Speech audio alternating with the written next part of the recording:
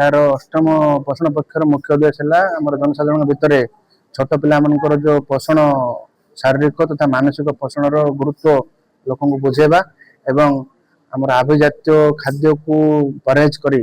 आमर ओडिया खाद्य को प्रमोट करवा एवं ओडिया खाद्य सुस्वादु खाद्य खाइबा द्वारा पिलार मानसिक बौद्धिक स्तर बहुत विकास हम एवं मार गुरुत्व किभली गोटे पिलार छोट बाल्यावस्था तार शारीरिक मानसिक बौद्धिक विकास तार जो भाव भूमिका रहा कथा से विषय आज गुरुत्व आरोप कर समस्त सचेतन अष्टम पोषण पक्ष पालन हमार मुख्य उद्देश्य है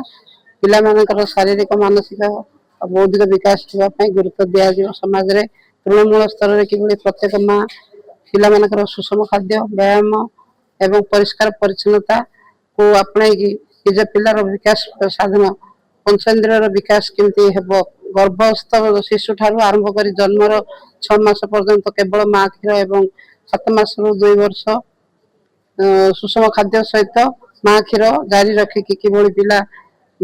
समाज को तार भल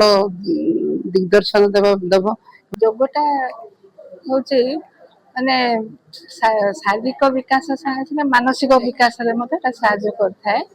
आ माने गोटे सुस्थ शरीर रे गोटे सुस्थ मस्तिष्क रहिले ही से सुस्थ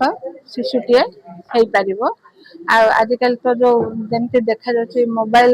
छोट छुआ बेलू से व्यवहार शिखा जाऊँगी किंतु से दूरे रखा पड़ो आ